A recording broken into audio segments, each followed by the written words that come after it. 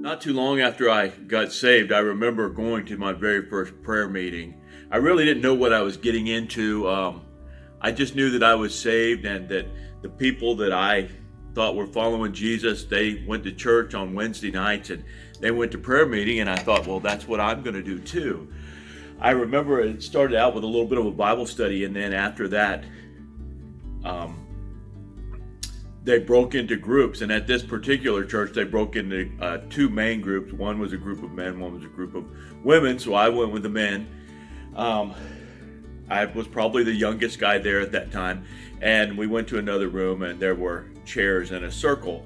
And one person was obviously the leader, and he started praying. And before we had gotten there, in the Bible study, they had a bunch of requests that they talked about. Here's things we're going to pray about tonight. And so we got in that room, and he started praying, and he prayed, and he did a great prayer. It was, I don't know if it was a great prayer or not, but I remember thinking, wow, this guy really knows how to pray.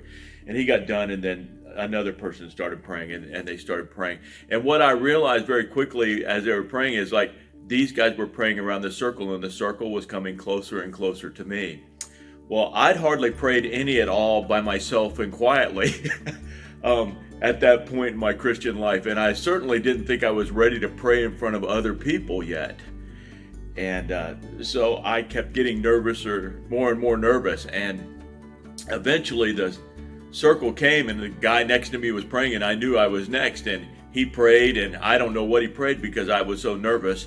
And then he got done, and I wasn't going to pray. I was too, honestly, afraid to. Maybe embarrassed is part of it. So I tapped the guy on the side of me to go ahead and pray, sort of like pass, and he tapped me back, which is so funny as I think about it now. But I tapped him, and he prayed, and they went around this circle. And I don't remember anything else about that prayer meeting that night, except that I really kind of thought, I don't know if I'll ever go to another prayer meeting again. Which is really sad. It was probably, I don't know how much longer after that. Here I was still a pretty new Christian, and we were looking for Christian friends and the right church to be a part of. And we went and started going to another church, and one of the guys there started having a concern that I hadn't been discipled, to help me to know how to study my Bible and everything. And one of the first questions he asked me was, has anybody ever taught you how to pray? And in my head, I can remember thinking, I didn't know there were lessons in that. But I said, no one ever has taught me to pray. And he said, well, what if we started praying together? And he started meeting me in my driveway to pray together. I'd never prayed out loud with somebody really in any way there. And he started telling me just tips about, just pray in your own regular words. Don't pray to impress me. And just over several, weeks of meeting with him, at various times to pray, I became more comfortable praying with others.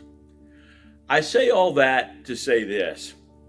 We're having prayer meeting on this Wednesday night. And at Coastal Bible Fellowship, we've been trying to establish a monthly prayer meeting where we pray together and for one another, because we say that dependent prayer is one of our key values, and we need to have a time where we schedule to pray together. I know you pray alone and you pray on your own. And when we come in here and meet together, a lot of times one person leads us in prayer and we pray silently. But I just want to encourage you, even if you're nervous or you haven't done it before, to come out to prayer meeting. And if you don't do anything but join silently together with your brothers and sisters to pray about things, that would be appreciated. I can promise you that no one's going to call on you or force you to pray. But one of the ways that you can become more comfortable with praying with others, and I believe that praying together and for one another is one of the great privileges of being a Christian. And I also think that it's one of the key ways where it tells us in Galatians 6:2 to bear one another's burdens.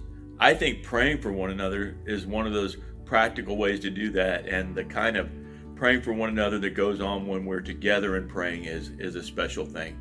So maybe I've rambled on a long time, but my whole point is this: I just want to encourage you to come and be a part of the prayer meeting here on Wednesday night. You'll be very welcome, and hopefully you won't be uncomfortable.